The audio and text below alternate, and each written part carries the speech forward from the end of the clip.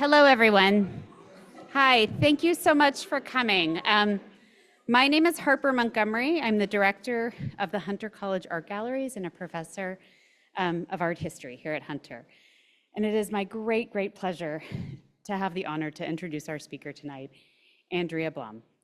Tonight, she will speak about work she's made from the 1970s to the present, which includes an expansive field of exploration and projects for public spaces in the United States and Europe, a body of genre-defying sculpture, and an extensive series of digital works and videos.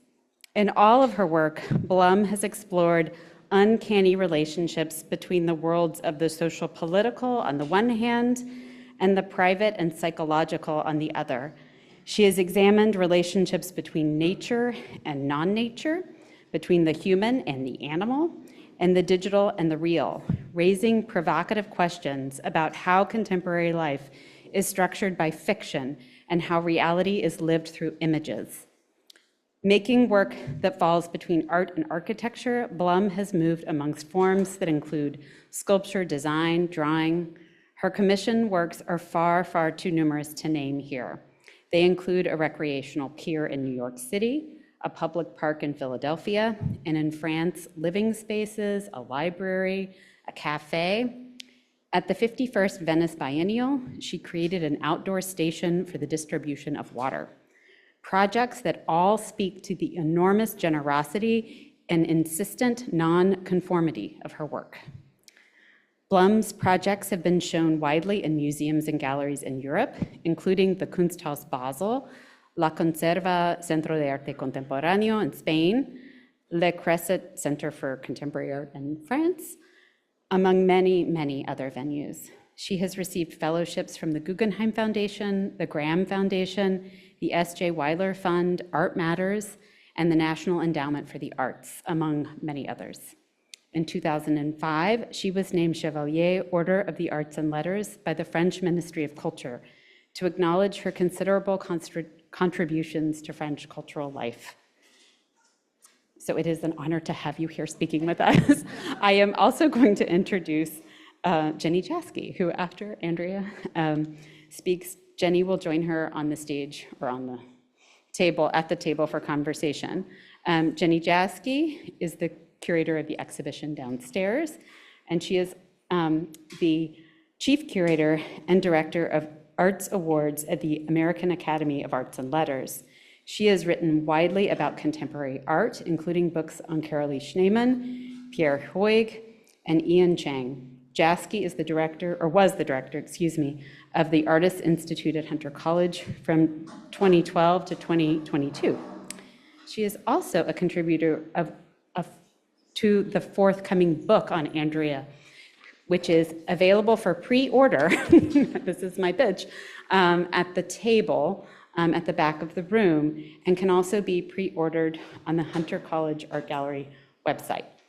Last thing I want to say is that the exhibition will be open after the talk until 9 p.m., and it is open through October 26th. So please join me in welcoming Andrea Blum. It's a huge honor.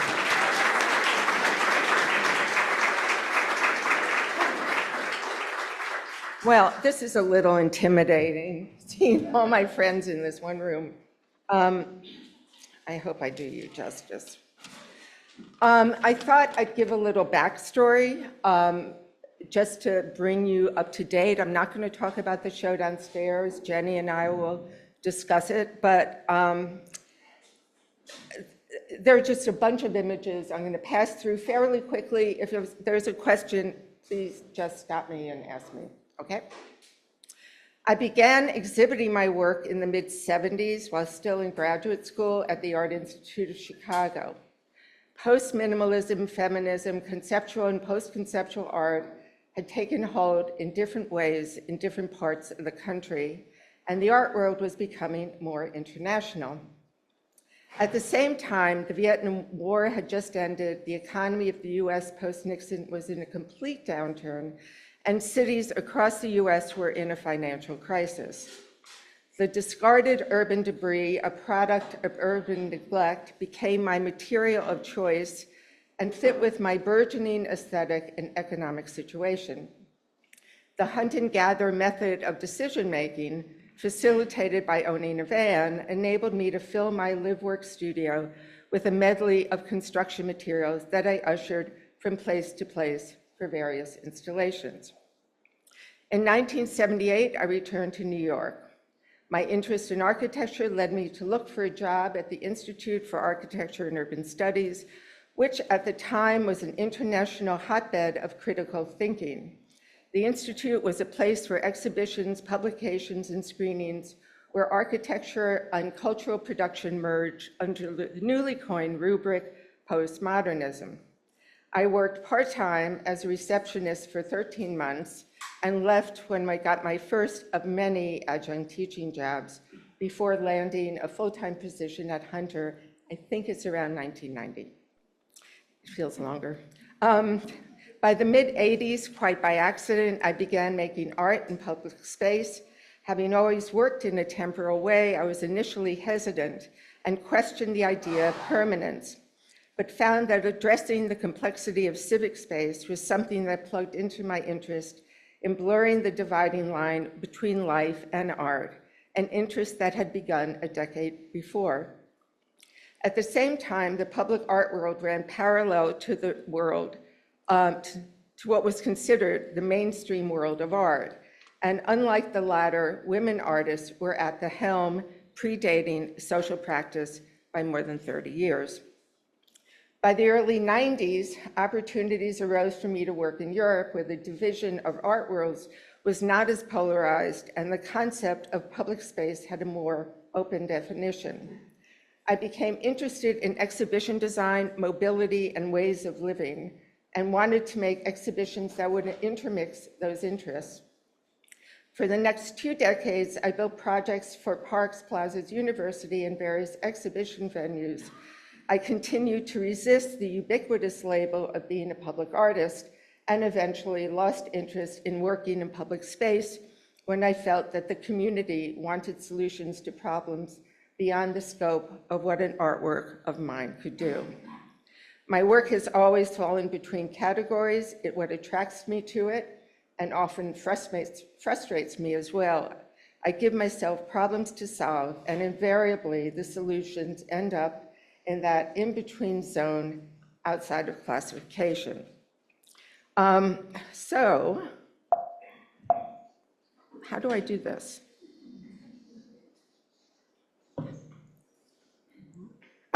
Genius. This is some urban debris.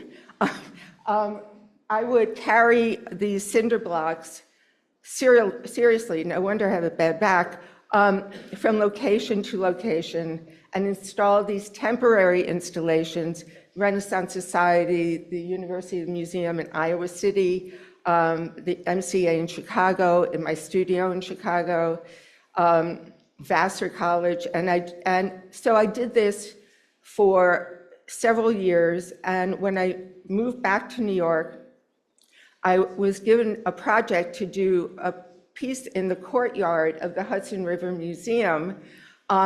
Richard Serra was inside the museum, I was in the courtyard, and they had just built this extension, so I built an underground lighting system and put the walls that marked every time there was a shift in the architecture of the space, until finally at night, my piece sort of took over the actual installation because you couldn't see the building anymore. This, for those of you who are newer to New York, was where we are kind of looked like. There was no Battery Park City, there was no park. It was landfill that was made from building the towers to your left, that you see on the left, the World Trade Towers, and Creative Time had made it into a beach, and various artists for several summers did installations called Art on the Beach.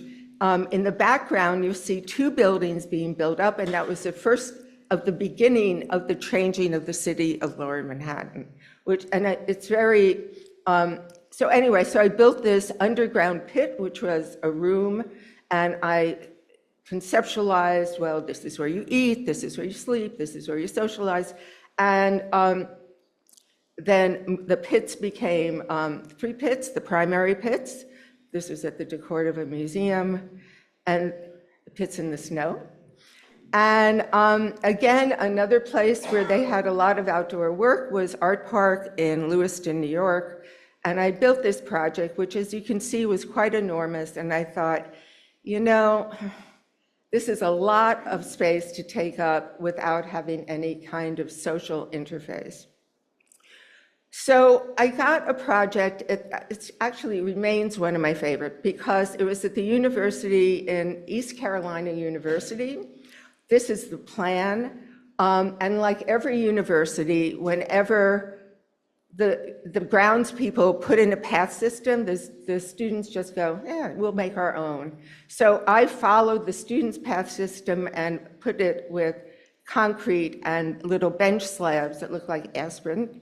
And so, you know, I am sure over time there are new path systems and these are totally ignored. And I love that idea of this continuation of, you know, how a group of people change how they take access depending on where they are in the rest of the campus. So this is at Paris-Huit outside of Paris and in the suburbs, and it also had this zigzaggy feeling, which was about sitting in various locations. And then the pits, not the pits, I'm sorry, the paths sort of grew up in San Francisco, and they became more of an MGM production. And so this was at a site that was near the Fillmore West, and it was a housing development that was very separate from the community, and I really wanted to figure out ways to engage it back. And so I put in these systems of pathways, and also filled it with water, which held the illumination for the site.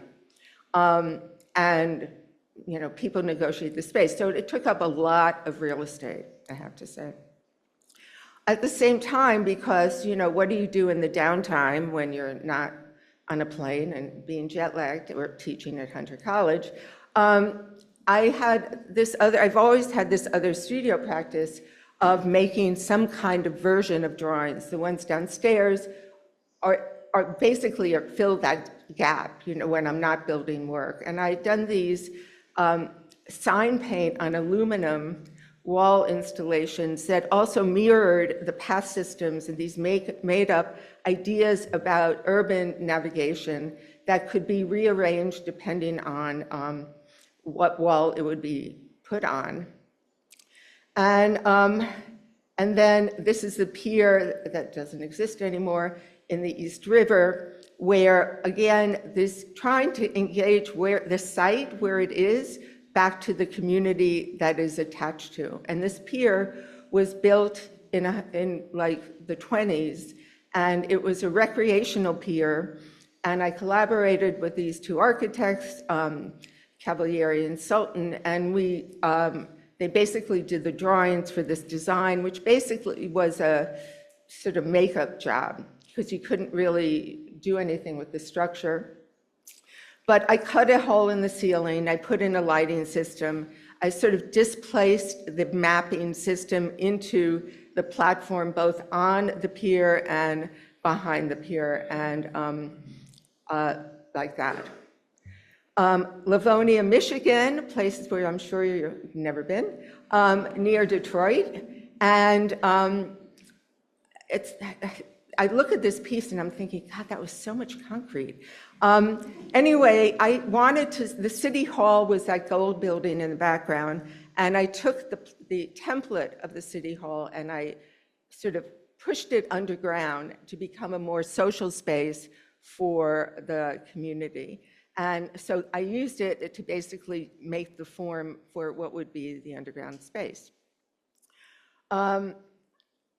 Madison, Wisconsin, in between the Student Union and the Science Building, and interested in access and navigation and passing through a space. And all of these were happening I mean, for those that haven't sort of worked this way, or the deal is you're invited, you go there, you look at the site, you make a drawing, you come back, you sort of see if you get the project or you don't get the project.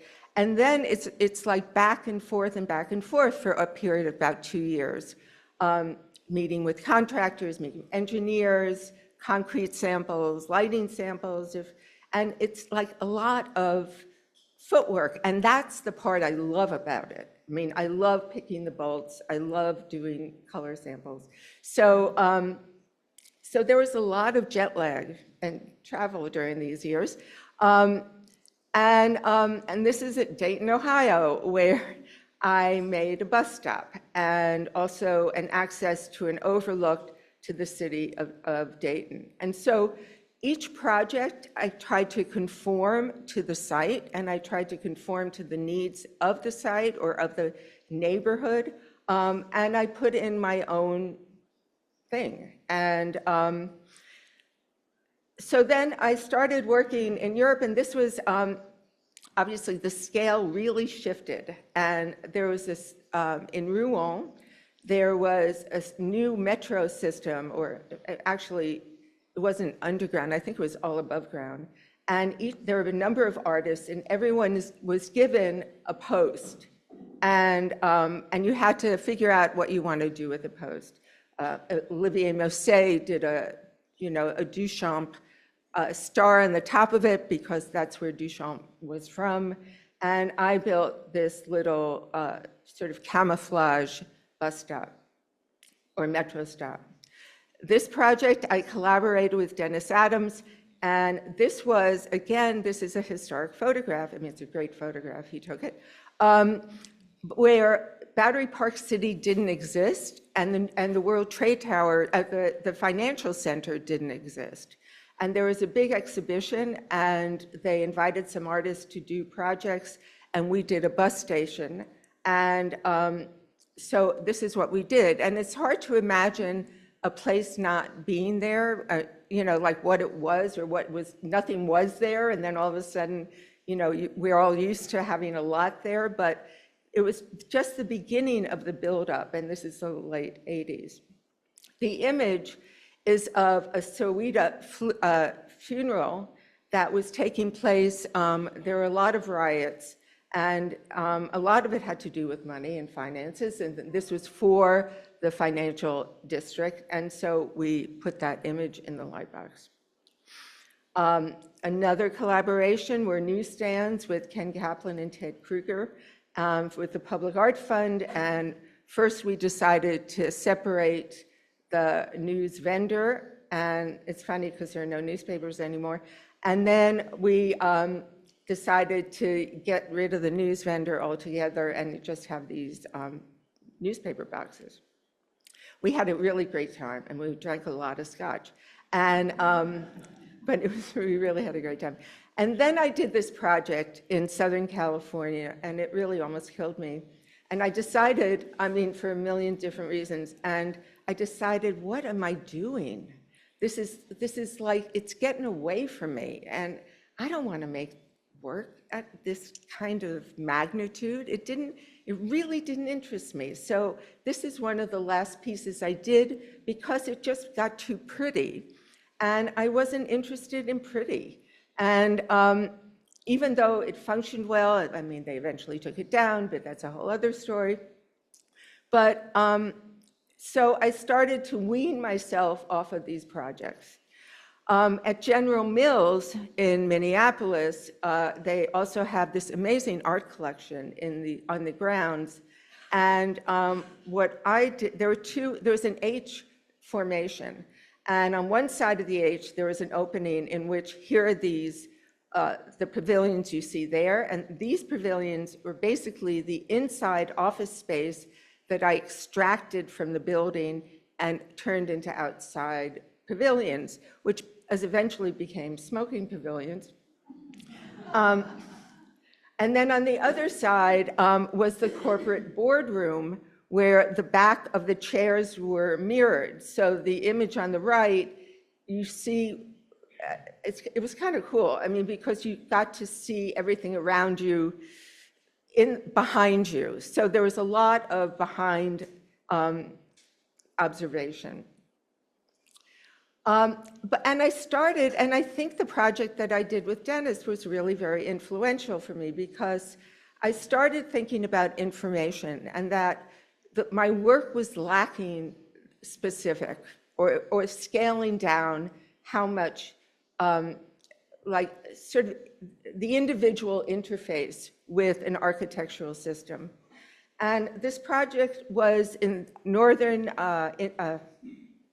Holland, in a place called Enschede, on the border of Germany and the Netherlands. And it was a technical university. And so they wanted a pavilion, and I was like, I don't really do pavilions, but I did like a footprint of this structure on the upper level with regional news in the green. You can't really see what it says. That sort of circle around the structure, giving local news and university news. And then on the lower level, in the red, were international news in different languages. So the whole piece started to get activated, and there was also in this particular piece, I redesigned the entrance to the entire campus, and then there's a bicycle path that runs through it. I don't ride a bicycle, so and then the next project was actually a bicycle house for a bicycle attendant, and this was in The Hague in the Netherlands. And there was a certain mandate, there was a certain scale that you had to work at, whatever it was, 3.5 meters by 4 meters by whatever it was. And there had to be a bathroom, and there had to be a kitchen. So I decided to give the guy something to do. So he had a little garden, and I turned the glass green so that it was like wearing sunglasses. And you can't see in these images, but you would pay, I mean, only in Holland, you would pay to park your bicycle, and you would pay through a little slit in the window, and then inside the cabin, there was another slit which went from the sink to the bathroom inside. So it was sort of like pay and wash. And anyway, it was fun to do. So moving right along, in Strasbourg, they built a new park on the Strasbourg side, and then there's the German side on the other side.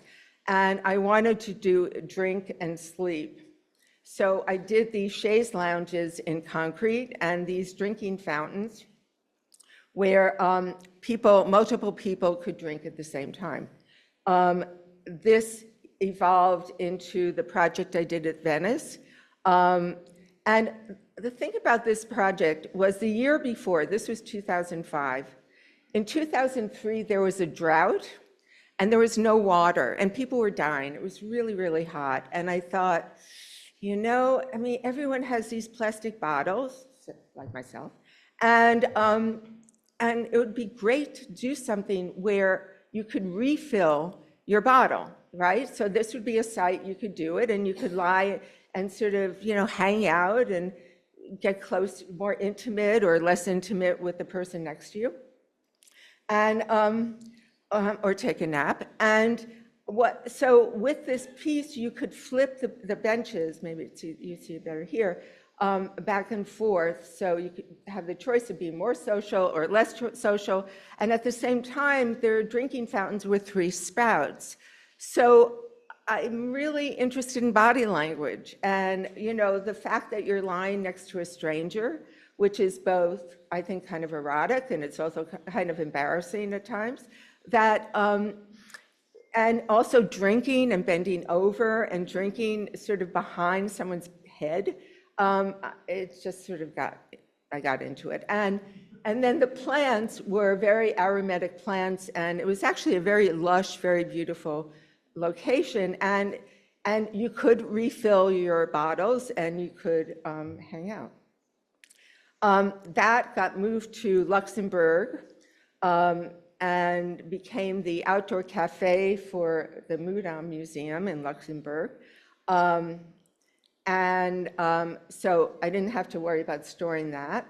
And then in Philadelphia, this is actually a lovely piece to work on because the people were so fantastic, and the landscape architect of the University of Pennsylvania.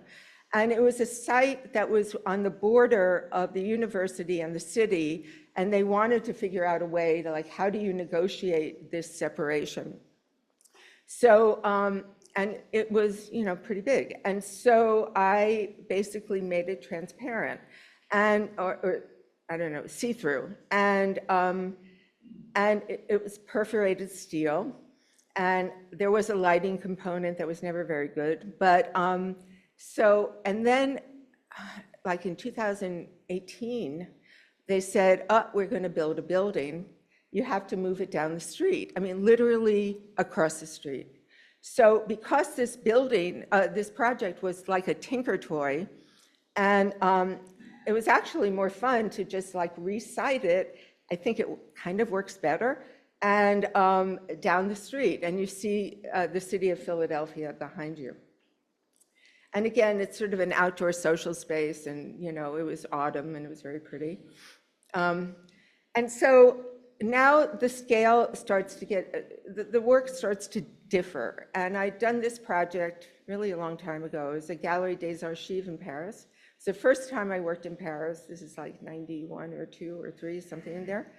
And this curator had done this exhibition called 3311, 33 artists in the 11th arrondissement in a space that seriously was the size of the table. And so someone, I think Peter Fenn did the voice message on the telephone. Someone else did the stationery. Someone else did a projection outside. And I put these outdoor sort of perspective mirrors that as a marquee that wrapped around the building. And then this was a life changer for me. So again in Holland, in The Hague, there was this organization called Stroom, S-T-R-O-O-M, and it was about art and architecture. They had fantastic exhibitions. I mean, they had showed all of Vito Conchi's work. They had, Dennis Adam has had a great show. There was, these other people, local people who'd made wonderful work, and there were about 10 projects throughout the city, and they asked me to do one of them.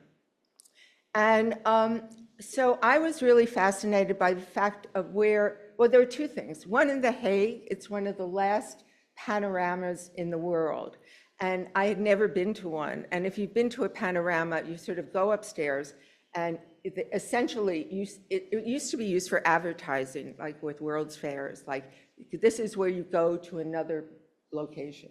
In this case, in The Hague, it went to Scheveningen, which is a beach town, literally 20 minutes away. But the structure of it was really quite wonderful. And so I kind of ripped some of that off. And then there was this collision of the old city and then this new city being built on top of it. And so I cited these 5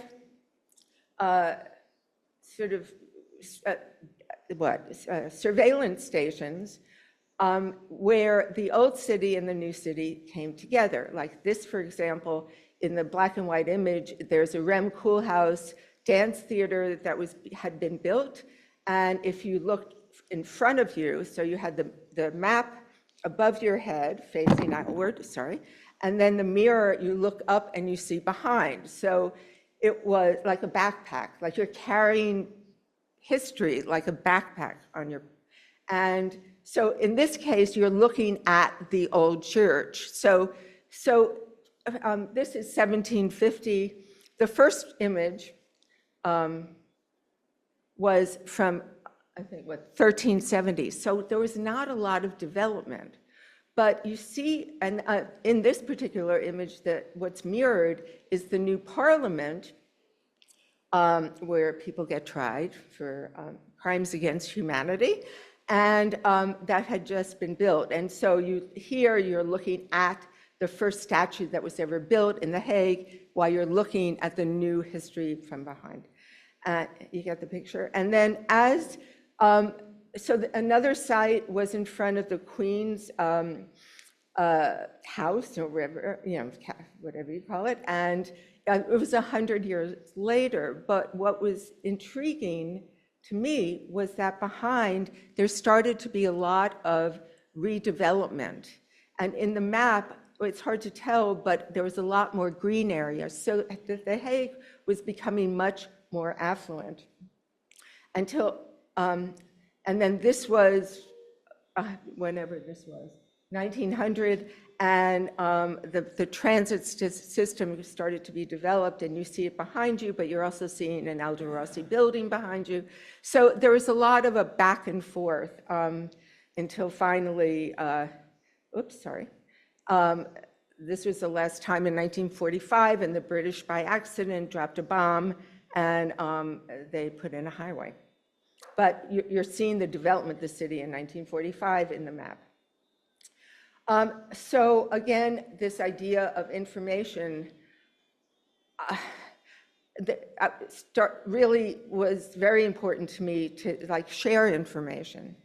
And I think it was the teacher in me. And again, at this place, Strom, I don't know, I think it still exists, they invited me to do an installation of the 5-year of their history. So I built this exhibition display, and in one, there are all the books that you sat inside of, their whole catalogs that they ever published. The image in the middle, you could hear the voice of someone reading the stories about the other projects around the city that were being described. Another one were the exhibitions, in that same image, of the interior exhibitions that they had done in their space. And then the one on the right is the whole video conferencing they had and displays, so that you saw this sort of tunnel vision of looking at, being looked at, etc. This idea of looking at and being looked at was interesting to me, and I was invited to do an artist book in Marseille. And I thought, it'd be you've done such great books, why don't I design a mobile library for you? So I did, and this has been traveling since '97 to now. I think it finally found a home. And it was covered in black rubber, and you could only see the hands and reading material of the other person. So as it would move from site to site, they'd have different conferences, and they'd have different information in the bibliothèques. So it just is a way of sharing information of other people, other locations, other publishers, other artists. Same thing with this one, a slide lounge. It was covered with black rubber, and you could get closer. It was like 2 parts, and you slid closer to the next person so you could see the video, but at the same time, you're closer to see the video. So there's a little testing in terms of how intimate you want to be. And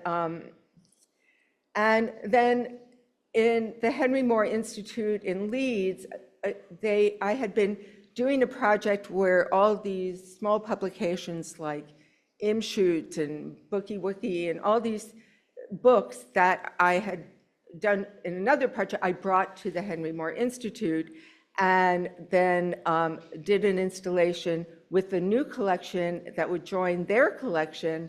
And so there was a continuation of moving of information or disseminating information around. So it was actually, I had hoped it was going to go on. It only went to 2 locations, but in any event, that's life. And then this was a very strange project. That was in France, and it was a center that only collected books on the subject of nature and children. Don't ask. And they also had a very wonderful experimental music collection. And so I used the terrarium as a logo and hired the person sitting in the middle image to come from New York with me. And he built these magnificent terrariums inside of these various stations, you know, the entrance, the video lounge, and the library. And perhaps my favorite piece ever, and I think Jim Welling is the only person in the world that ever saw it, who's here, and was in Holland, and it was in Almere, which is a new city that was built on landfill outside of Amsterdam. And they had moved 4 cabinets from Documenta, and they moved it there, and they made a contemporary art center and a cultural center, and they asked if I would want to do one of the pavilions.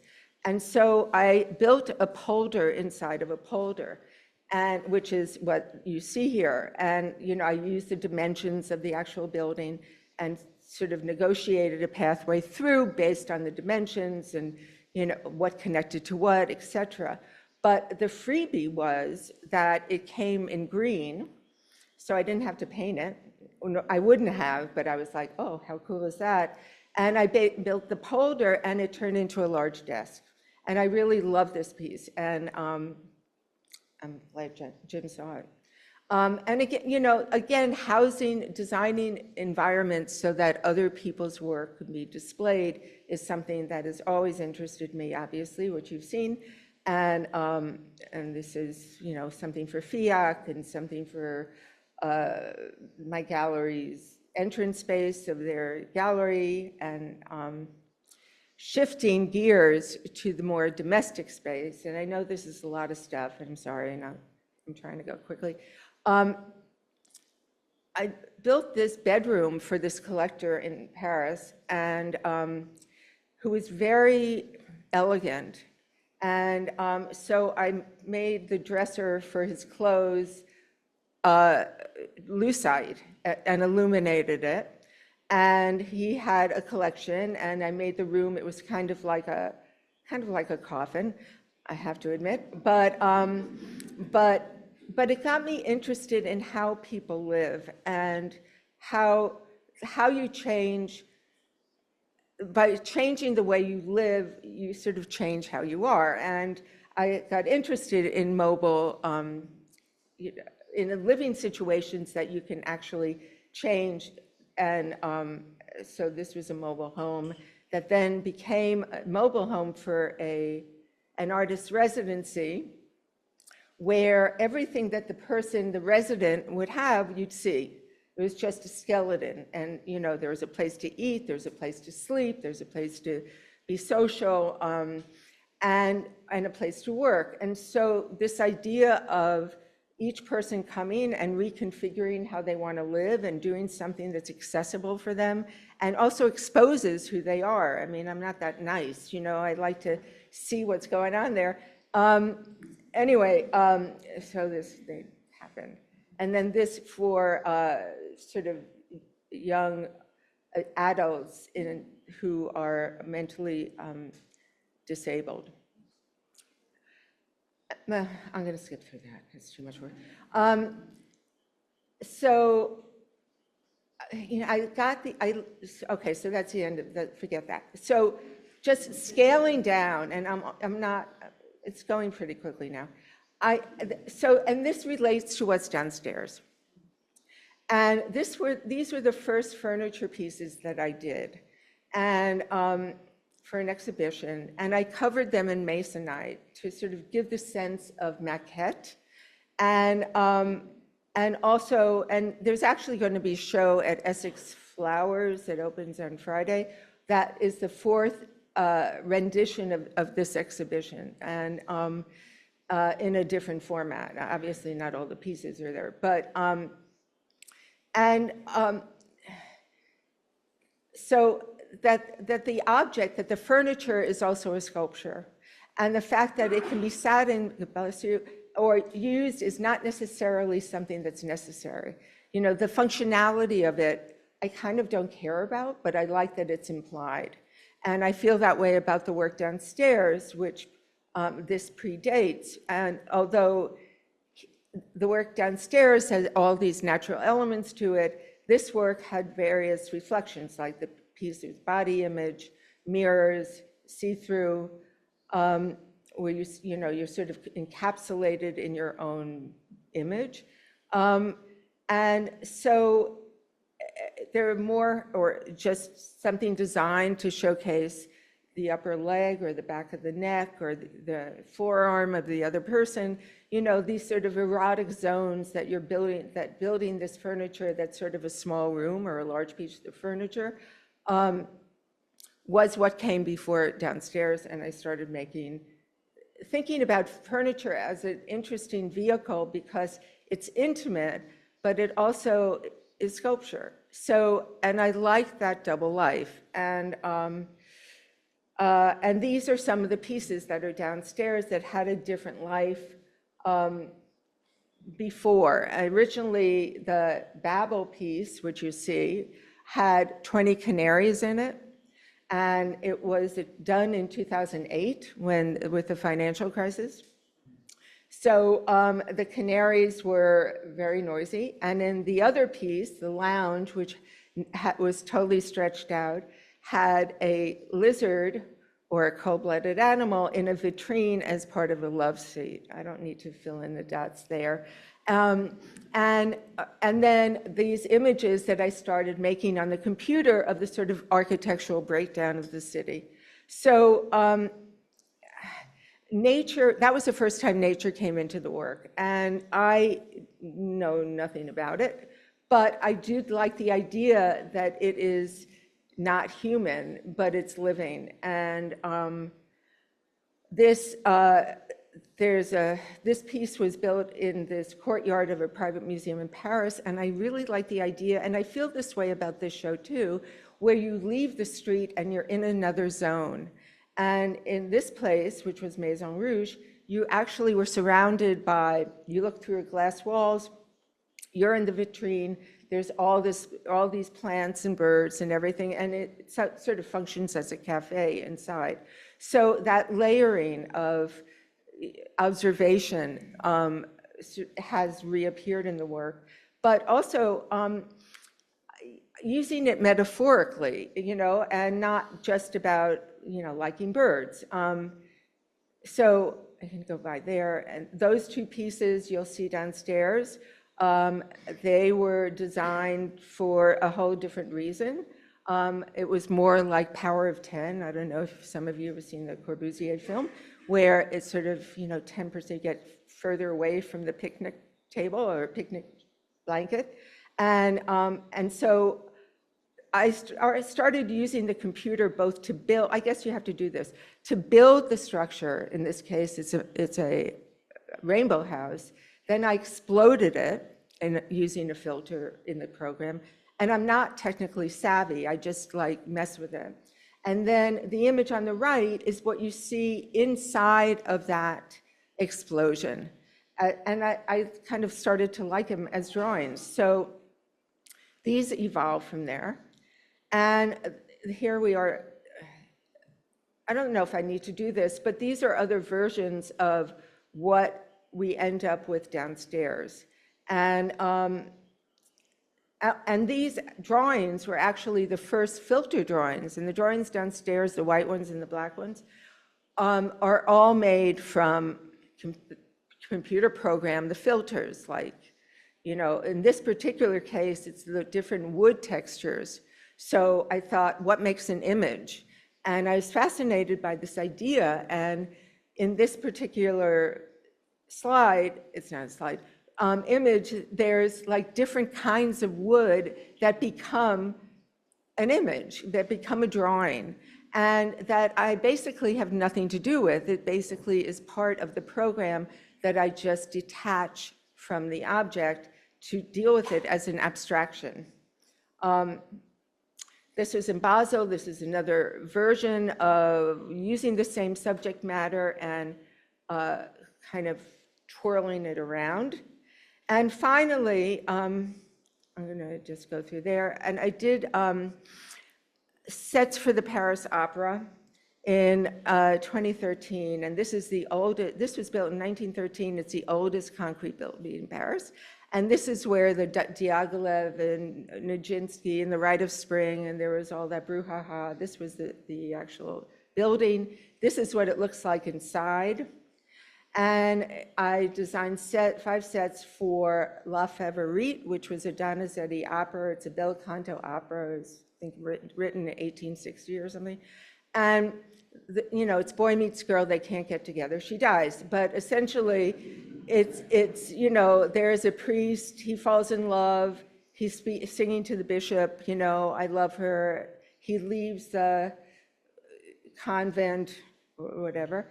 And then he's on this island and he's waiting for her. And each of these sets sort of kind of pulled apart and became part of the next set. In the one before, there are these walkways and they're all walking back and forth, and it was color-coded as purple and the lights were hanging down. And then in this next one, he's on the island, and then, and then meanwhile, the woman he's in love with is the favorite, as it were, of the king. So that's a little precarious. And the king, and this is the king being having a lot of remorse, because he doesn't want to lose her, and he's in the garden. And so this was the garden.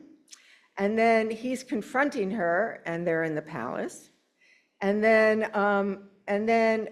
the guy goes back to the convent, and then, you don't see it, but she kind of passes by, and then, she dies. So that's how that happened. Now, there's just one little thing that I have to show you, and then we're done. Enter full screen and press it to start.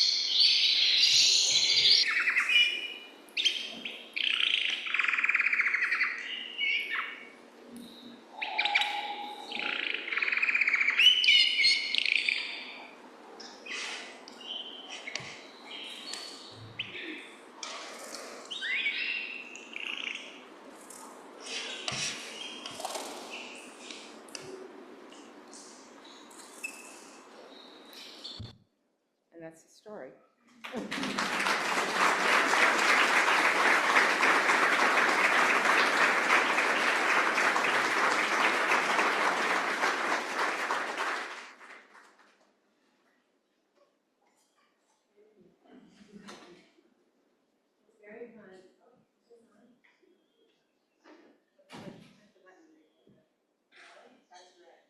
This is green. Yes, this is on, I think. Is this on? Oh, now it is. It is such an honor, a joy, and a privilege to sit with you, and also because we're friends, which I think is true of so many people in this room and have been involved in thinking through creative ideas and looking at art and talking about the weight and shape of a water glass at Andrea's apartment. that I feel many of you maybe also have experienced with her as a teacher or an artist. I love this show so much, and I love this talk so much, and I do. I love it. And Andrea gave a talk a little like this to students maybe a year ago or I think it was just when I was retired. And I just loved how at different times during that talk to the students, you were like, I don't know if that was good, or I don't like that one anymore. I do share your love of the Polder work. It's like my favorite, the green one. I wanted to start by asking about the exhibition design downstairs, because you've definitely shown us how you like to, how did you put it? How we negotiate space, and how you thought about any of us coming into 205 Hudson, which for students that are here, you've seen this so many different ways, and maybe some of you have even done your thesis shows there, and it's a gallery utterly transformed. So tell us more about your process of thinking about this. Well, when it was clear that I was going to do this show, the first thing I said, because usually there are walls on the upper level, I said, they gotta go, and I was very demanding, I am demanding, but I was pretty demanding. And I said the windows have to be closed to give more wall space on the lower level. And I wanted Joseph Logan to design my book. Those are my 3 mandates. And fortunately, the generosity of this institution and the people who work with it have made that happen.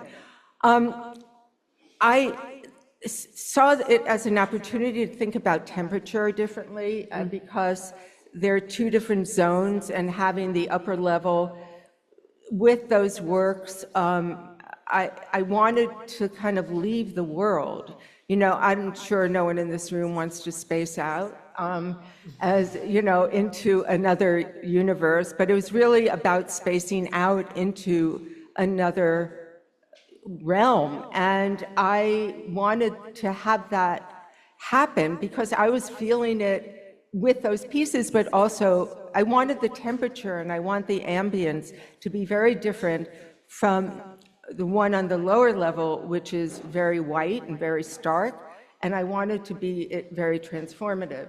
So it was a question of color of paint, and it was a question of, and the crew here was extraordinary, and also the lighting was very tricky, and how to make it not too romantic, but illuminated. That was a tricky one because, I don't want to be romantic, but it's sort of very easy to indulge, for me, to get self-indulgent. And so, and then looking at the elements and the different media or mediums, I guess, and then what moves, and then what doesn't move, but what moves, but it really doesn't move. There was a lot about, speed of looking and paying attention, and, that this is a critical time in everyone's life and all of our lives, and that to pay attention to what's in front of you in our environment, which I have to say, when I first did those pieces in 2008, I wasn't thinking about in the same way. I was thinking about like plant material, or animals, or birds, or fish, as something that I was curious about. Like, we're all here together, I want to look at you, you're great to look at. How are you negotiating being social, in that space? But in all these years, it's come to become something that's a lot more critical. So my whole idea about nature, which I have not known anything about, shifted, which interested me. Like, I learned something by being sort of re-looking at those pieces from then, and how to reframe them for myself now. And the poles. Oh, the poles. The poles, yeah, love those them. are very cute. They're I like the poles. The poles, I wanted I wanted to sort of refer back to there are two big subjects on the upper level. There's the deserty kind of pieces, and then there are the birds, there's the peacock, there's this sort of, even the table, the concrete table, and those little landscape. It's a different kind of environment. It's a different kind of, and I wanted to mark those almost like chapter headings. And which, yeah, I wanted to mark it as chapter headings and as a break from one subject to the next subject. Mm-hmm. The sections of the show also are different strategies. I think many of them of perspective, like the perspective of the 4D cinema works that are your interest in when does it become an image, are what is that perspective from nowhere and of nothing, and into the perspective we have lying on a bench looking at a terrarium, which is sort of another way. So could you say more about that, like how you're thinking about perspective and ways of seeing? Well, but I think the drawings, I mean, I think of these as drawings.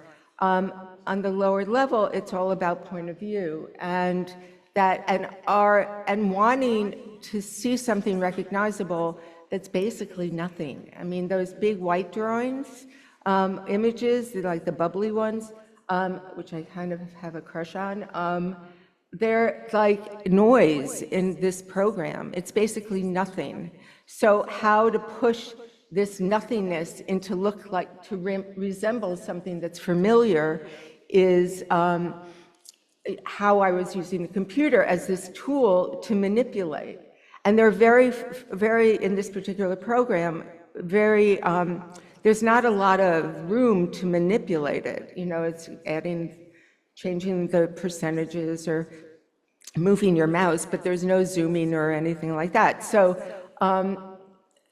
yeah, I sort of found the landscapes, you know, or the underwater, or the above, looking up, or looking down like in an airplane, from the file that comes out of using filters of this program.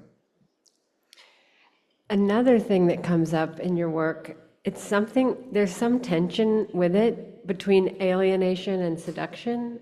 Yeah. And I don't even know if those are the two poles, but there's something, you're getting seduced quite a lot, seducing us, but also not letting us in. Say more.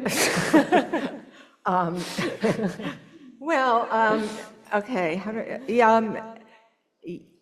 Well, art is enticing, you know, and that, I mean, it's spending all these years dealing with public space, which is about supposedly to be engaging, but I also kind of like to be alone. So, you know, there is that real tug, and I don't know if I'm answering your thing.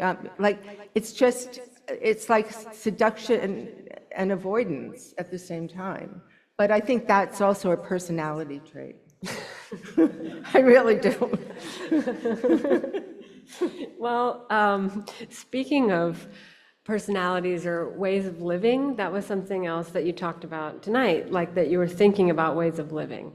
And maybe this is just because I know you to be a mentor and teacher to so many artists, and I know there are artists here tonight too who make work like yours, that maybe it lives in public space, or it's an installation, or it's something that's site specific, and it's like, where the hell am I going to store that?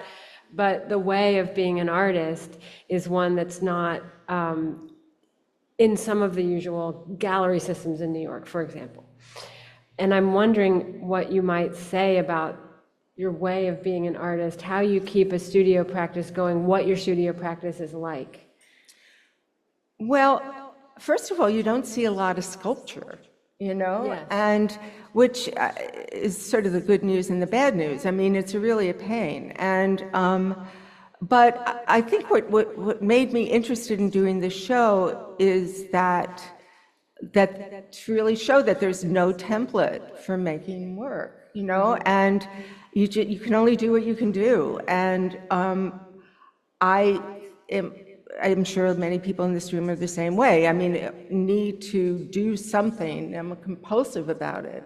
So even if it all is not good, it doesn't matter. It's sort of, what do you do if you're not making work? I don't really know.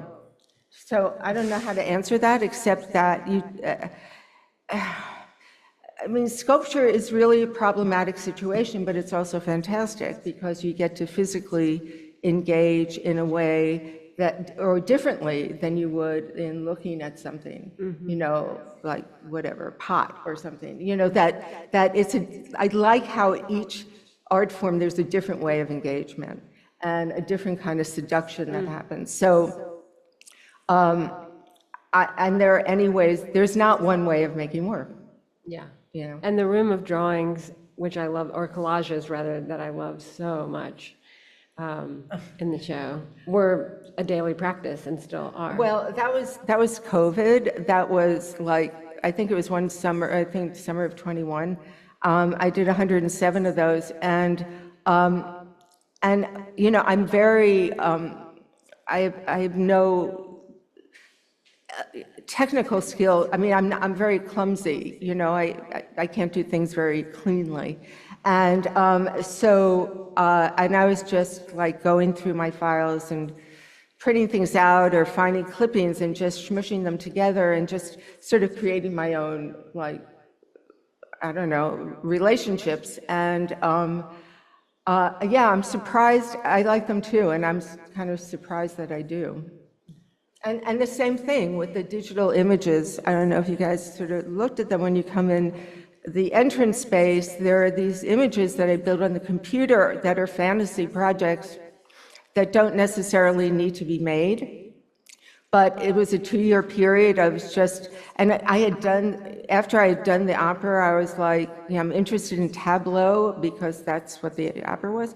So, and I just got into it, and then I could be more eccentric with that. And I wasn't going to have that in the show, but I was, Michael Lobel, who's one of the art historians at Hunter, was writing his essay for the book. There's Lobel, there's Pam Linz, there's Sarah Oppenheimer, there's Jenny Jasky, and Catherine Brew, who's a French critic. And they each have a different role in terms of writing about different bodies of the work that's in the show. And he said, I really like these even more than some of the stuff you've made. And I'm like, I know. So I just figured out a way to put it in. Are there questions that you all have for Andrea? My name is Eleanor. I've known Andrea since maybe 1969 or 75.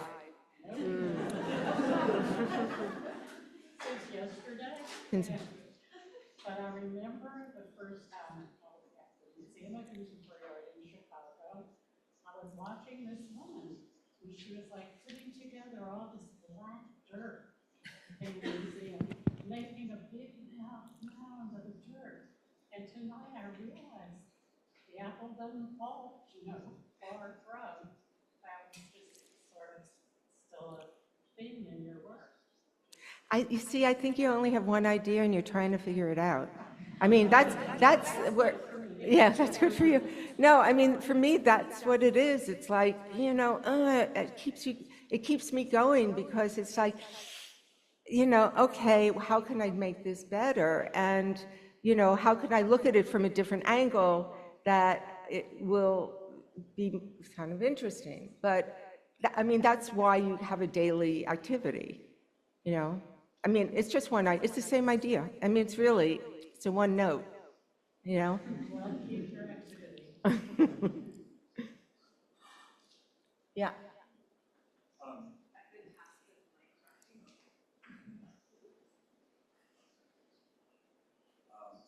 I wanted to know, Andrea, did you see the new domestic landscape show at MoMA in 1970? It was... No, but you know what I did see? The catalog. I saw actually that where's Alan? Elizabeth Smith did in California, case study houses. I think it was MoCA or something. I don't remember which museum. That changed my life. Well, I was hoping you saw this show of Italian, like kind of fantastical design, because in a way your work, and especially the work that's in the show, is about this weird, surreal space where you can't really inhabit it, that kind of tension between back and forth, but and so in a way, it's like I'm just confirming, seeing the slides and hearing you talk about it, this anxiety, I guess you build into the sculpture, this tension, which a lot of sculpture doesn't contain that kind of A and B or plus and minus. So I just wanted to. Yeah, no, I'll look that up. I mean, I did not see it embodied because I wasn't here, You know all of that kind of I know that- fantastical design, oh yeah, like, drawings, Joe impossible Colombo buildings. yeah. And it's like your project has that kind of impossibility at its best, Yeah. which is really great. Thanks, Jim. Yeah.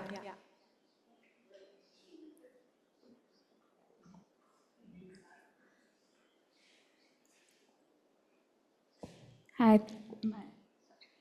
Thank you. There was something that you said at the beginning of your lecture when you mentioned that you moved away from public sculpture because you felt like it was asking too much or like more than what art could be. What my art could be. What did you feel like you were being asked, and what did you feel like was Yeah, beyond? I just think that the world has changed, and people want a lot from working in public space, and they want all the world's problems to be solved, and those people here who have done this, who have worked this way, know what I'm talking about, and I'm just, I don't know, I don't know how to do this, but I also, I started losing I felt that I was losing my soul in a way. It's like I just kind of, it was really good for me, and it was really good for me to not do it. And that there are many other people who could do it much better at this point. But I couldn't answer, in how I work, I couldn't address the issues that need to be addressed for working in a public space right now. Thank you. Yeah. Hi, I'm Linda. When you're working on a site-specific work, what is your process? And then do you usually feel like you're able to realize what you want, or do you feel like you just have to stop? Well, I'll use the exhibition as an example instead of a public thing, because it's something we've all seen. The process is like, what are the ingredients that, to include? It's all building. I mean, it's like making a collage. It's how do you, or for me, how do I use these tools? And I don't make video. I just happen to have done these things that have video just because they don't move. I wouldn't know if they moved, like what to do with it. I mean, there's no narrative.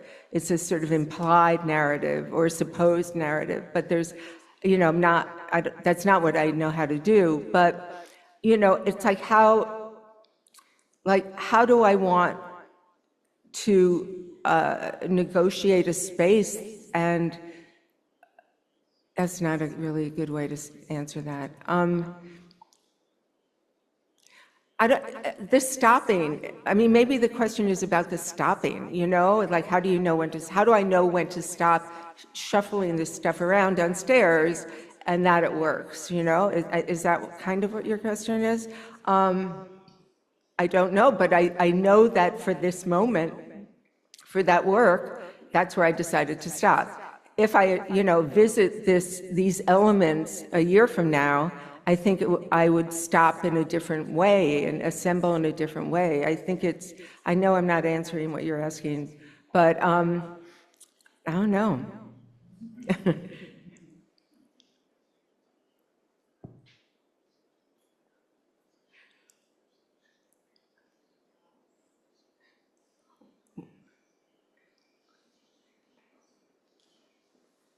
Meredith? Can you hear me? I have a question about your materials. You started with industrial materials and gathering things from the street, And then when you were making more architectural outdoor projects, you kept with more architectural materials. But when you brought it inside to furniture, I mean, you kind of kept with the same sort of hard materials. And I noticed that in the tables downstairs, there's a softness a little bit with the cork and a little bit with was it mohair? It looks like velvet, but I guess it's mohair. I don't know, I'm just curious how you choose your materials and, yeah. The ones downstairs, the cork piece and the mohair piece, basically, I was trying to connect the form of the object with the material that it was made of, its relationship to being in the desert, which is why there are cacti.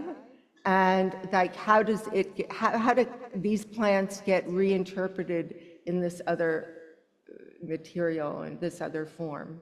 And the concrete table, I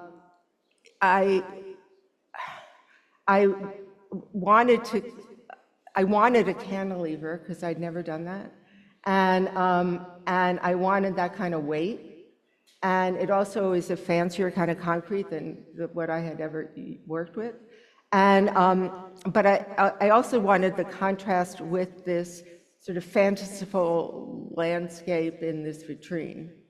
You know, so it's more about like, what is the subject of this piece? Oh, it's the landscape in the vitrine. Okay, so then what does this piece look like? And what color is it? Oh, you want to do something with cactus. Okay, so what material sort of feels like cactus in my brain? And so, you know, there's a tactility that's really important in my work, and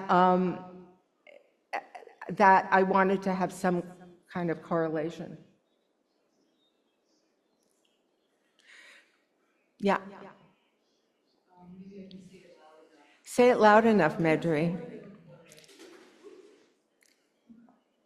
trying to think about how to frame this, but I guess I was wondering about objectivity and subjectivity in your work, because it seems like there's a kind of thread that goes through all of it where it's almost like visitor from another planet thing, where it feels like you bring almost like a scientific objectivity to what you're doing. And that's what I'm musing about. Like, what's the subjectivity in the work for you? Or can you even answer that? Maybe you can't, I don't know. I don't know if this is what you're asking, but I think just my relationship to the thing, you know, I don't know how to answer this really, but you know, it's a mix, you know, it sort of breathes in and out. I mean, what do you mean by subjectivity? I guess maybe it's just that I'm listening to the way that you're talking about it, and it's curiously distanced at times, as if you were taking a kind of a very objective, or trying to latch on or grab a sort of objective view of what you're looking at. Like, one thing that really struck me, which I thought was very kind of curious and poetic, was when you were talking about one of the images in the exhibition where it basically is a picture of noise, like it's nothing. And yet I know that picture, and it is incredibly evocative, but the nothingness of it also is kind of interesting. I love the nothingness of it. Yeah. It's my favorite part, you know, because it's, you know, it's sort of desiring it to be something else, you know, but it's sort of brass tacks, it's basically niente. And I like that paradox, you know, I think that paradox is interesting, certainly in those drawings. And I'm thinking about it relative to even like the cork or the sculpture, you know, maybe it's something that bounces against this idea of functionality that doesn't have to be functional, you know, like the things that miss, there's a missing, or it resembles like a plant, but it's not really a plant. There's a miscommunication between what it is and what it evokes or something. And I think that the noise drawings sort of show that. I feel for myself show that, because the bottom line is there's a frivolity about it being nothing, maybe. All right, that's a bad word. Take it away. Erase. Yeah, you could say absurdity. And winsomeness. It's ironic to me that I'm making these things, and I think of them as, at least those white ones, as very like 19th century landscapey, things, and it isn't, but I'm projecting onto it, but I'm projecting on something that totally has nothing to do with it. But that projection is the part that, for me, making it is intriguing, because I have to, at the same time, there's the hard fact of, no, it's not that. So it's a conversation somehow. Aim?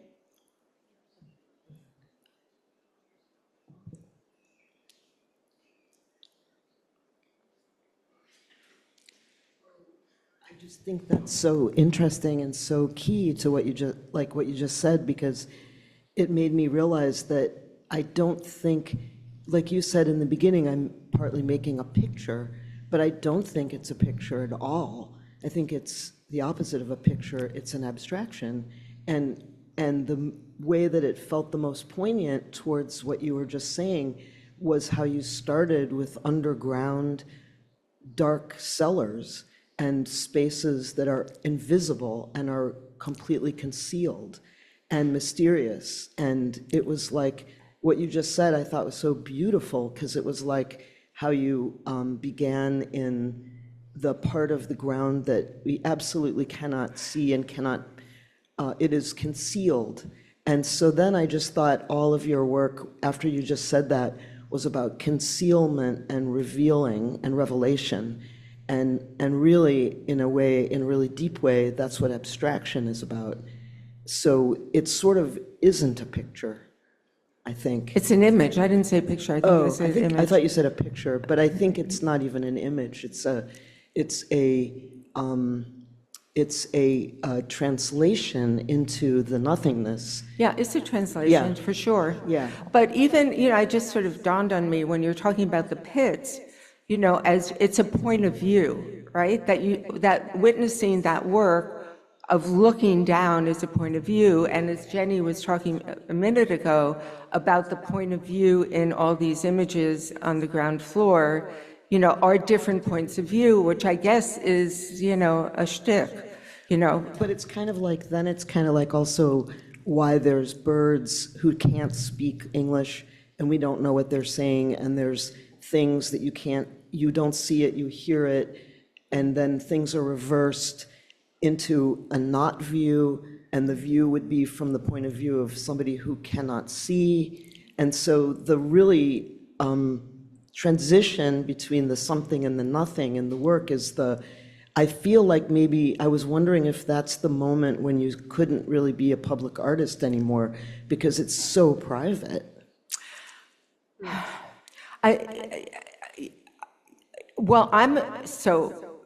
Yes, the part of how it is very private, and I think some of that work where I sort of set up these scenarios where you have to be intimate, which I find really horrifying. I wouldn't lie on one of those things. In public, next to someone you don't know, forget it, it's not happening. But it's that, or seeing a reflection, or seeing oneself, looking in the mirror to see how's my hair today, and then you're seeing someone watch you catch the reflection. It's the embarrassment of it. I'm very embarrassed by being exposed in some strange way. That's why it's kind of like, what's the name of that movie? Where Monsieur Oh, Jacques Tati. Oh, Jacques Tati, yeah. No, there is a Jacques Tati quality to some, yeah. Well, right, it's playtime. Yeah. Yeah, it's playtime, yeah. Yeah. Well, I can't thank you all for coming as so much. It's so like moving to me that, so many people I care about are in this room. I mean, I may start crying, which has sort of been an MO for this whole project, because everyone is being so generous and kind and wonderful, and just to seeing like everyone is just really, it really has a lot of meaning for me, and I appreciate you coming out and doing this, and thank you.